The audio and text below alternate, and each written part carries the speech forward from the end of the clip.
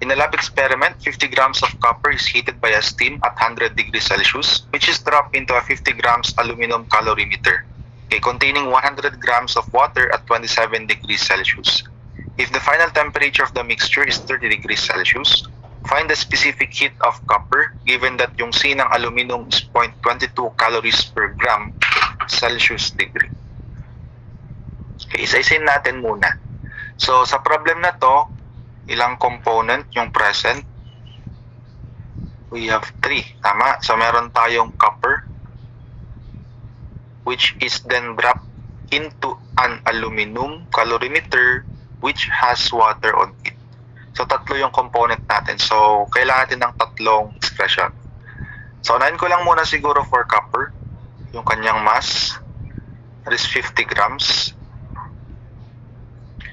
Yun yung hinahanap, yung unknown, yung C ng copper. Initial temperature, 100 degrees Celsius. What is the final temperature? Ito. If the final temperature of the whole mixture, so yan na yung final temperature natin, 30 degrees Celsius.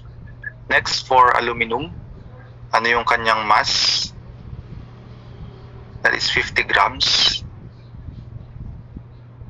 C ng aluminum is given, that is 0.22 calorie per gram Celsius degree. The initial temperature, initial niya dito.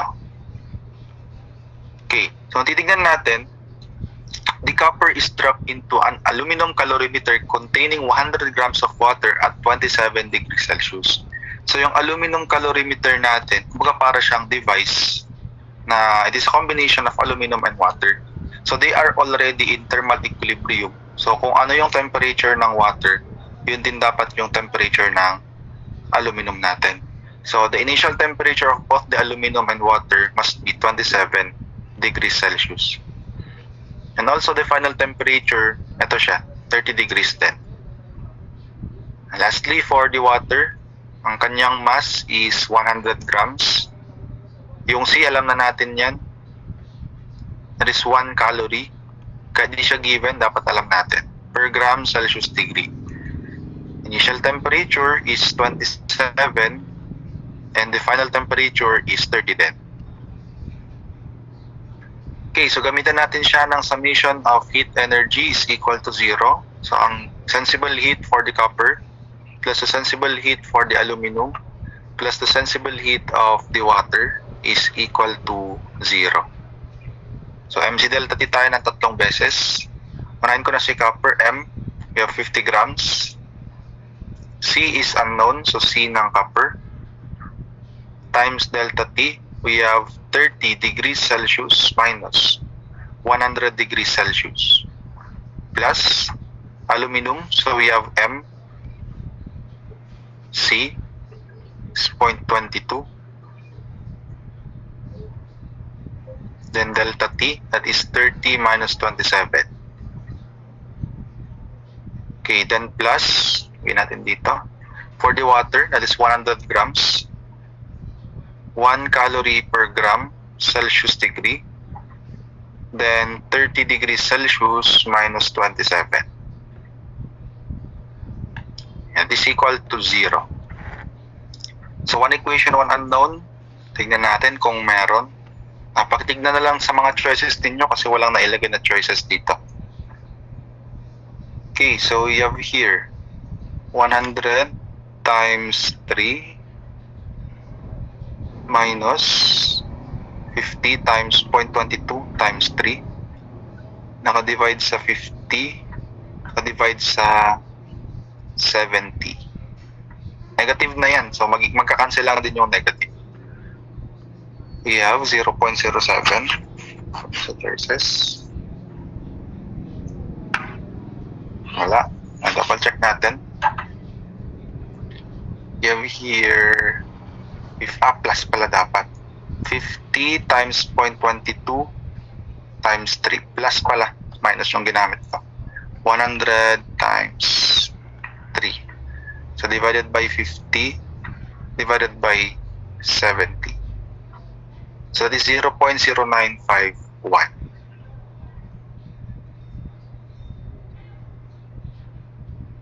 So unit, ganun pa rin, that is in calorie per gram Celsius degree.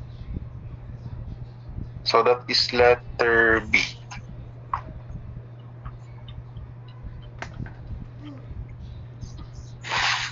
We can try number 28. Okay, hanap na lang yung mga problem. Let's go to number 28.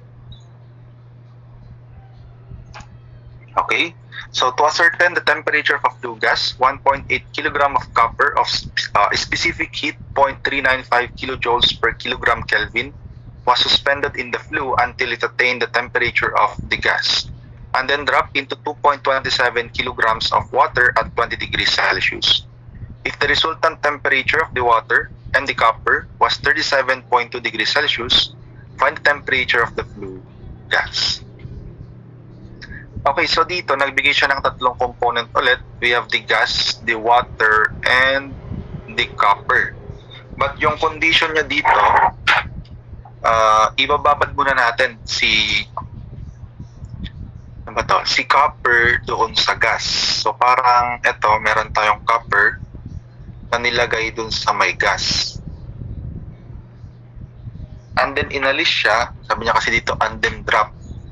Inalis yung copper doon sa may gas, and then yung copper, dinrop natin siya sa may water.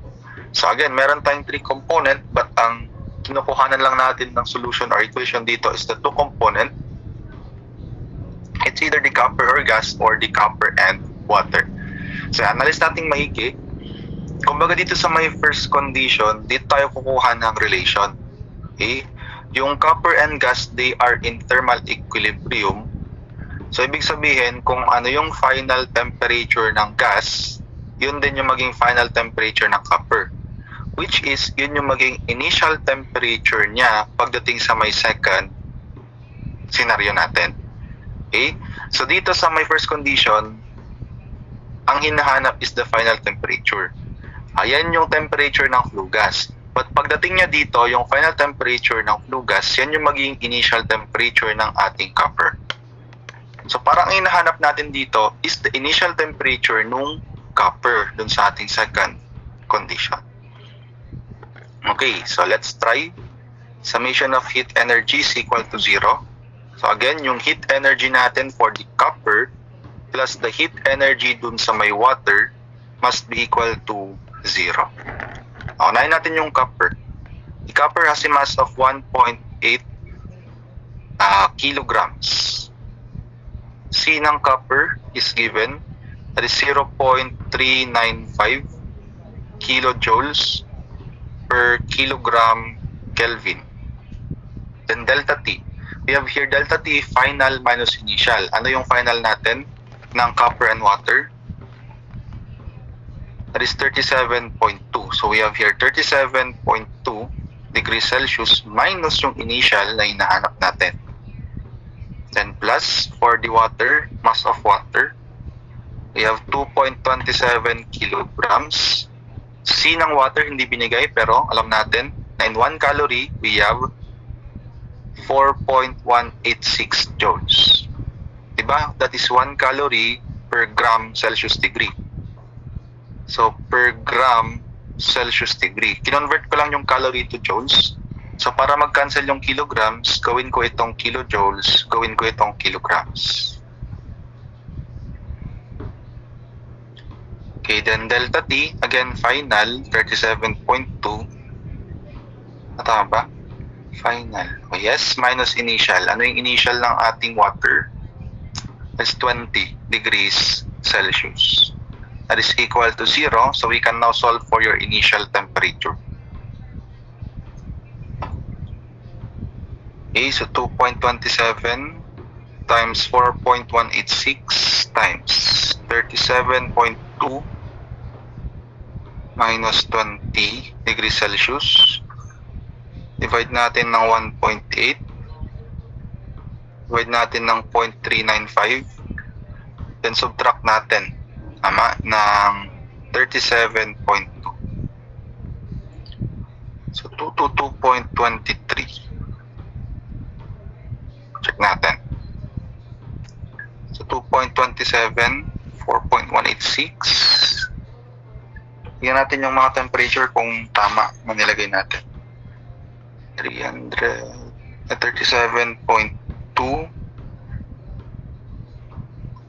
Tama ba? Celsius degree.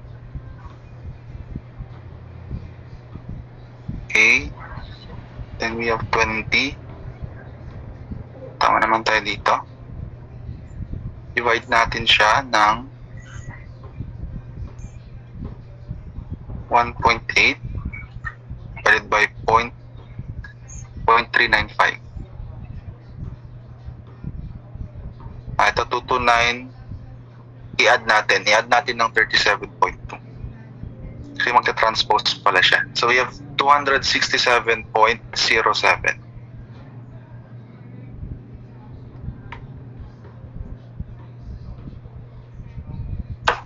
Okay, so that is nearly letter C. 267.9 degrees Celsius.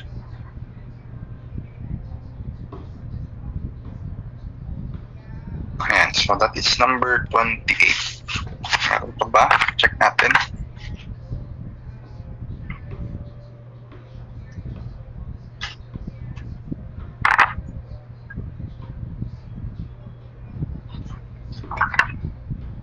Okay, dun sa last natin. So you proceed on number 5. Dun sa may last items natin. Last page.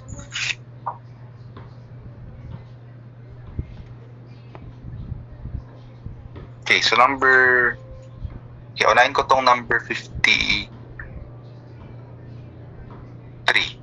So number 53, 55,000 gallons of water passes through a heat exchanger and absorbs 28 million BTU. The exit temperature is 110 degree Fahrenheit. Find the entrance temperature in Fahrenheit or degree Fahrenheit. So ganun pa rin, so we have here Q is equal to MC delta T kasi meron siyang exit and entrance, so nagbago yung temperature. Okay, so given yung Q niya, ito, we have 28 million or that is 28 times 10 raised to 6 BTU. That is equal to M. Yung M niya dito is in terms of volume, so that is 55,000 gallons. And naibigay na natin kanina yung conversion, hanapin lang natin dito. Okay, in 1 gallon, we have 8.345 pound mass. So in 1 gallon, we have 8.345 pound mass. Times yung C. Take note, water pa rin ito. So we have 1. Naka-BTU yon, so BTU yung gamitin. BTU per pound mass Fahrenheit degree times the change in temperature, exit minus entrance. That is 110 degree Fahrenheit minus the entrance temperature. Pwede na. Magka-cancel na lahat dyan ng possible na mag-cancel. BTU, gallon, pound mass. Ang matitira dito is in degree Fahrenheit.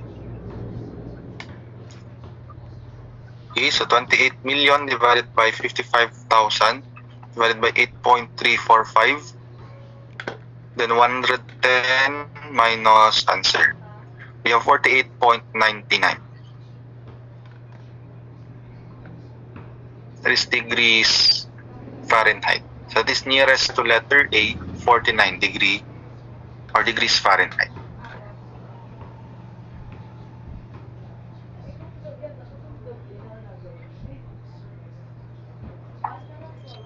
Okay, next number. Doon naman tayo sa may number 52.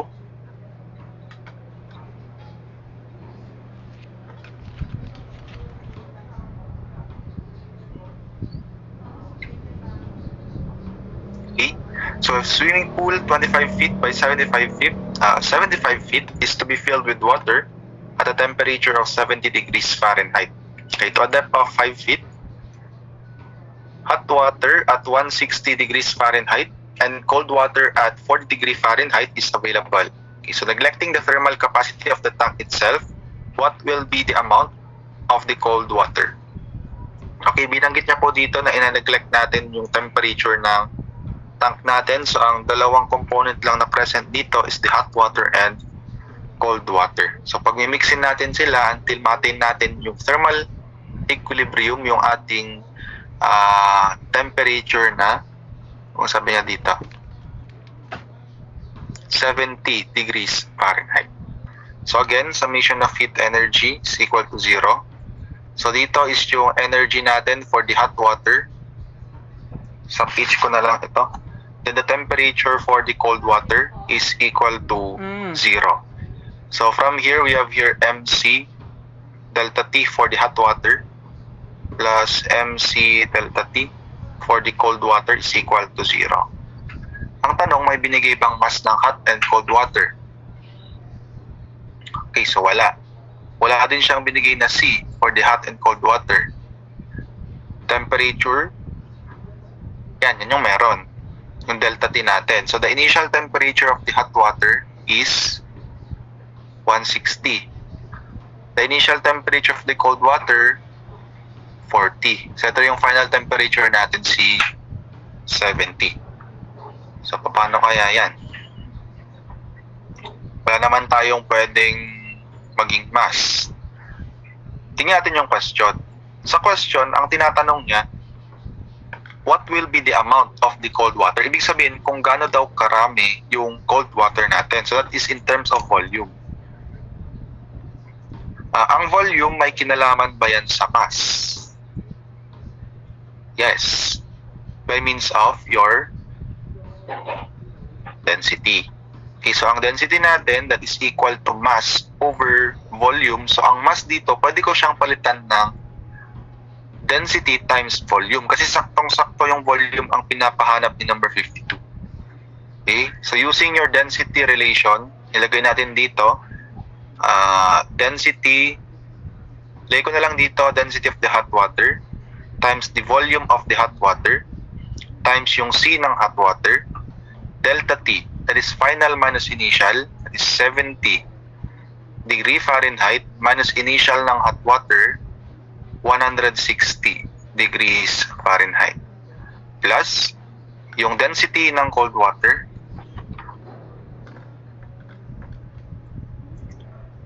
so density ng cold water times yung volume ng hot water. Tignan tayo, yung mass natin naging density times volume na po siya.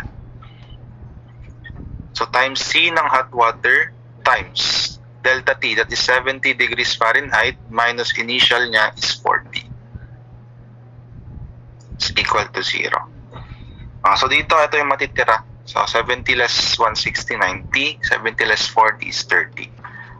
So ilagay natin dito, we have negative 90 density of the hot water, volume of the hot water, C ng hot water, plus 30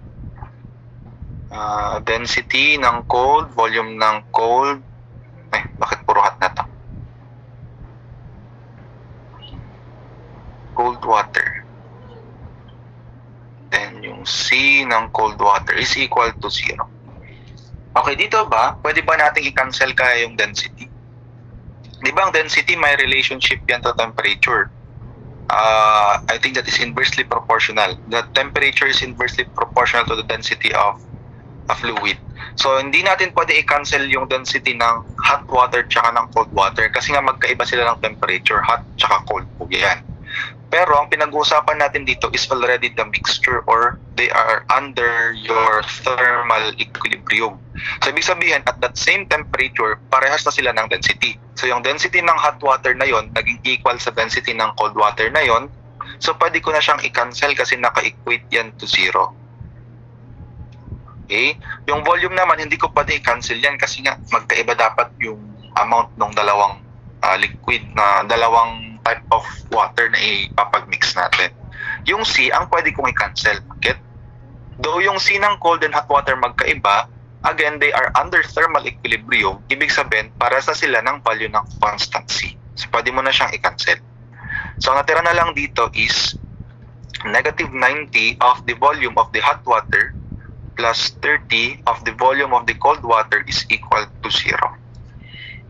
So, meron tayong one equation, two unknown. So, para siyang Diophantine equation na hindi natin siya masosolve kung kulang siya ng isa pang equation. So, saan natin kukunin yung isa pang equation? Okay, mahanap natin yon doon sa tank itself. So sabi natin, magmi-mix tayo ng hot water, amount ng hot water sa amount ng cold water, at ano yung maging total volume? Yung volume po ng tank natin, which is length times width times height, ito po siya. We have 25 feet times 75 feet. Yung height niya is, ito yung depth, 5 feet. So naka-cubic feet na po yan. We have now two equations, two unknowns. So, equation 1 and equation 2. So you can now solve this using your calculator, mode 5.1.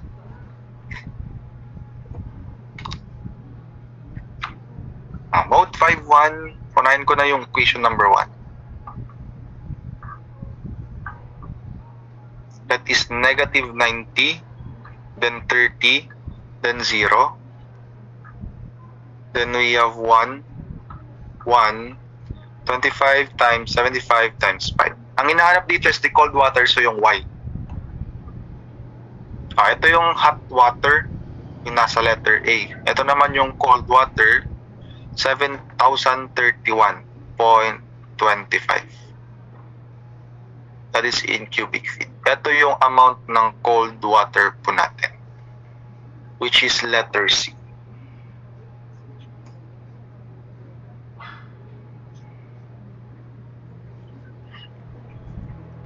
I hope nakuha niyo yung ano natin dito, yung solution natin.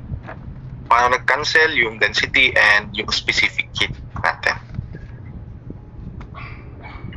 Okay, so I think that's the last application.